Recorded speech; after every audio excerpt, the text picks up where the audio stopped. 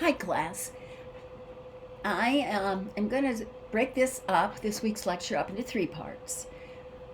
Tonight I'm going to just start talking about bacterial genomes and specifically replication and protein synthesis.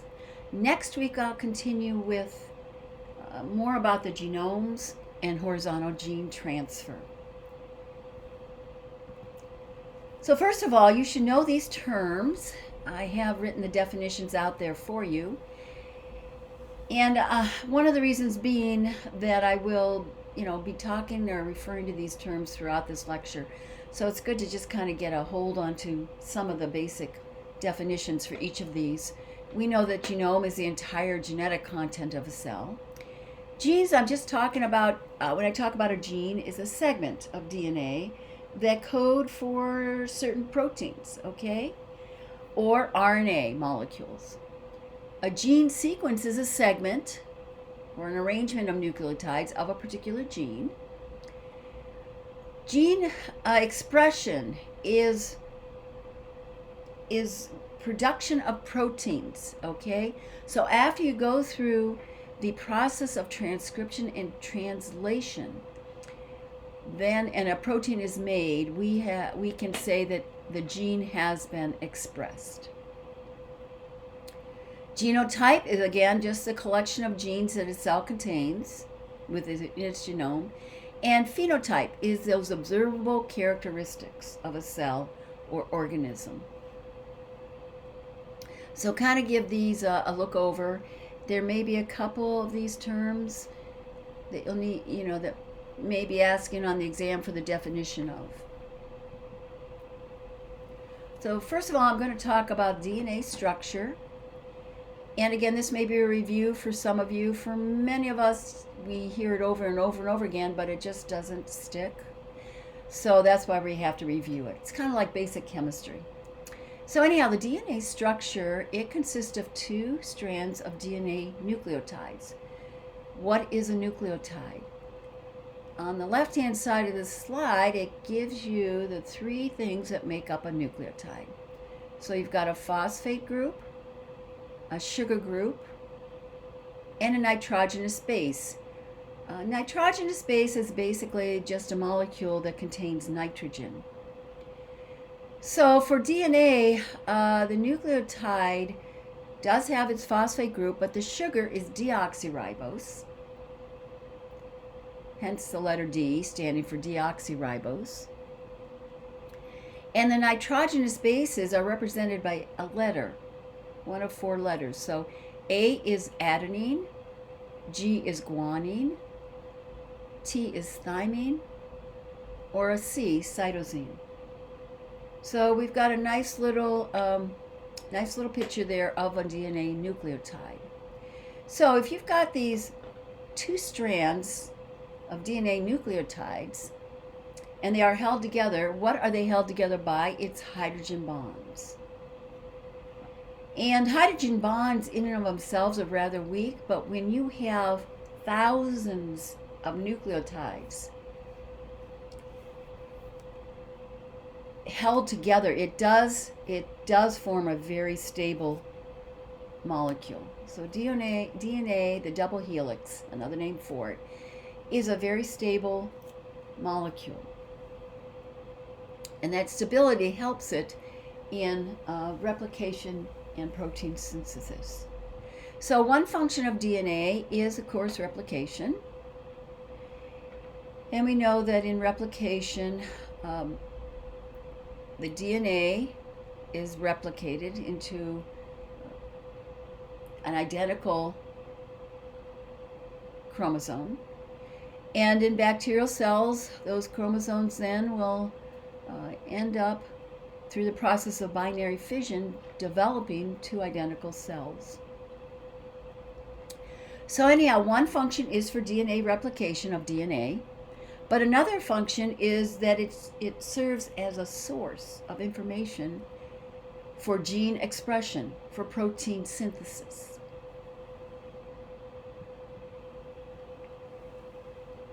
So again, if you see that word gene expression, that is another term for the resulting protein. When the protein is made, it is expressed for that specific gene.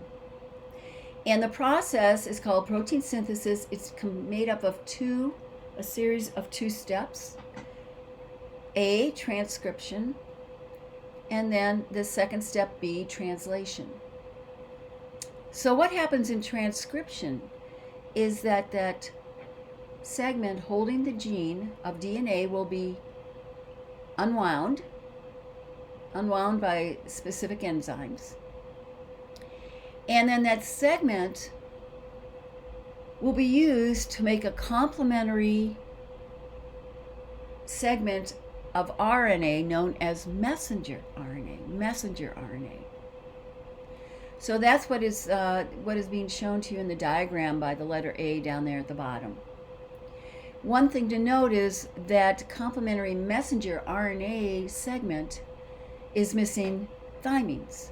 The thymines in RNA are replaced by uracil. So each U there has replaced a thymine, and this is done as it is being formed. So what happens with that messenger RNA? Then it will travel through a ribosome, and that's where part 2, or the second step of protein synthesis, translation, takes place. And on the ribosome, that messenger RNA will be translated to amino acids, which are connected by peptide bonds. They form a polypeptide chain, and at the end of it all, it's a protein. So again, this originally starts out with DNA as a source of that genetic information. And then through transcription, messenger RNA transcript, another word for a segment of messenger RNA, is made. And then from that messenger RNA, translation takes place, and you end up with a protein. So comparing and contrasting the nucleotides of RNA, this is kind of reviewed too, but it's always, I think, good to have a picture there or a diagram there to show and contrast, comparing and contrasting the two. All right, number 1 is going to be DNA, under that number 1 there. And again, both DNA and RNA contain nucleotides. What's different between DNA and RNA is that the sugar is different and a nitrogenous base is different between the two. So with DNA, under number 1 there, the sugar is deoxyribose.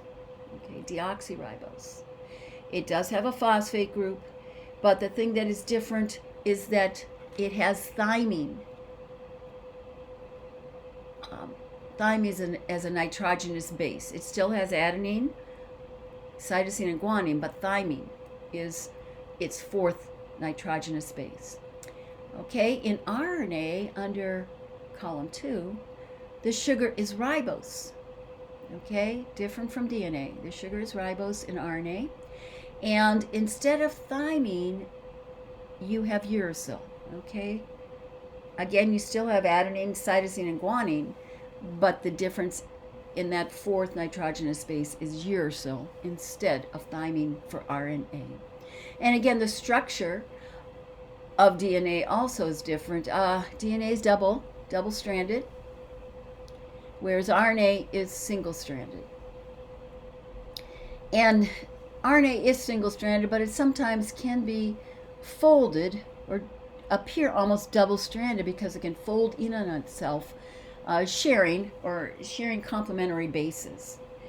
But for this class and for this lecture, that is not important to note. Okay, so now we're moving on to RNA, and again, the big function of RNA is protein synthesis. And there are 3 types of RNA that are used for this process: messenger RNA, mRNA, transfer RNA, which is represented by tRNA, and finally rRNA, ribosomal RNA. So here on this slide we give basically the functions You can see the structures of each of those RNA. Okay, so they are made up of ribonucleic acid. We have the messenger RNA, which carries instructions from the DNA source. And the ribosomal RNA, this is where the ribosomal RNA makes up the ribosomes, but messenger RNA then will go and align with the ribosomal RNA or the ribosome. And then the third main type of RNA, transfer RNA, this will bring amino acids to the ribosomes and match them up to the messenger RNA.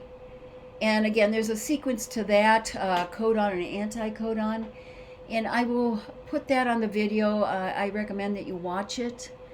You will not be tested in detail on the steps of protein synthesis, but I would say if you know the general idea of protein synthesis, transcription, translation, and the types of messenger RNA or the types of RNA, I think you'll. That's all I require of you. So anyhow, again, if you see transcription and translation, it is equal to protein synthesis. And in a nutshell, in a verbal nutshell, transcription is a RNA copy of the DNA gene, which results in messenger RNA.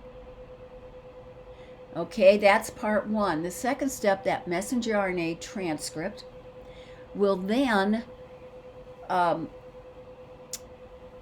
be interpreted by the ribosomes to produce a sequence of amino acids or a protein. The thing I want to note here, transcription and translation in the bacterial cell takes place in the cytoplasm. They don't have a nucleus. In eukaryotic cells, transcription usually takes place in the nucleus and then will travel into the cytoplasm to do the translation. But again, in prokaryotic cells, they have no nucleus. Transcription and translation will both take place in the cytoplasm. So here's an overview of protein synthesis. Okay, we've got your DNA, which is transcribed. Important to note is that RNA polymerase is an important enzyme that's needed for transcription to occur. So after DNA has been transcribed, it will be transcribed into a messenger RNA. The messenger RNA then is greeted by the ribosomes, where translation takes place. And again, the result of transcription and translation is your protein. The proteins then can do one of many jobs, 3 jobs in particular here. They can regulate gene expression. So you don't want these genes turned on all the time. We don't need them all the time. Bacteria don't need them all the time. So these proteins may specifically be to regulate gene expression. The proteins also can control or are, when expressed, they control traits. And also they can control cell functions. So I'm going to give you an example. The next slide is going to be an example. Oh, the slide after that's going to be an example of gene expression. So anyhow, I just want to explain right here that gene expression can be controlled, known as gene regulation, during any of these processes, during transcription, during translation, or even after translation. So how does that happen? Well, first of all, we have the bacteria up here, E. coli. During transcription, known as transcriptional control, the rate of transcription may be altered. It could either be stopped, it could be quickened. It just depends upon the environment, and there are certain proteins that will regulate that environment that can kind of keep watch on that environment, and they will regulate the the transcription of a specific protein, whether or not the environment is favorable or whether the environment demands a certain enzyme or a certain protein to be expressed. The second step, change messenger RNA lifespan. Now, RNA can usually exist only for a certain specific amount of time. But anyhow, at some point, these ribosomes may stop reading the messenger RNA. So it can, like I said, change the translation rate, stop producing the protein. The ribosome, the messenger RNA itself does have a specific span of stability. Again, what controls this are going to be specific proteins that may be expressed to do just this. Finally, we have post-translational control. And what happens here is the protein has been made, but it does not function. And why that happens is because there may be a certain chemical that's attached to that protein to make it non-functional. And certain chemicals would be the phosphate group added, or adding a methyl group, okay? These extra chemicals can activate, deactivate, or even destroy a protein. So at all three levels, you can have control and regulation. I just wanted you to be aware of that. Okay, now here is an example of gene regulation. You've got a type of bacteria, and what happens is only a certain color, a certain pigment will show up if incubated at room temperature. So if you see that genotype, this bacteria is made up of the same genotype, and if it's incubated at room temperature, it has a red pigment. So the phenotype is red. If the environment is, or the room temperature is body temperature, that pigment is not expressed. That is non-pigmented. It's kind of that creamy beige color at the bottom. So even though this is the same bacteria, depending upon the environment, that pigment will be expressed or not expressed. So this is a good example of phenotypes, different phenotypes even, that are due to gene regulation, which responds, in this case, to temperature. Okay, that's the excitement for this lecture. I'm going to be posting a couple videos on replication, transcription, translation. I recommend you give them a look, view them over, unless you're pretty confident in both of these processes. Anyhow, part 2 and 3 will be coming either later, maybe over the weekend, or next week for sure. And we'll continue with the lecture for this week. I hope you all have a good weekend, and see you next week.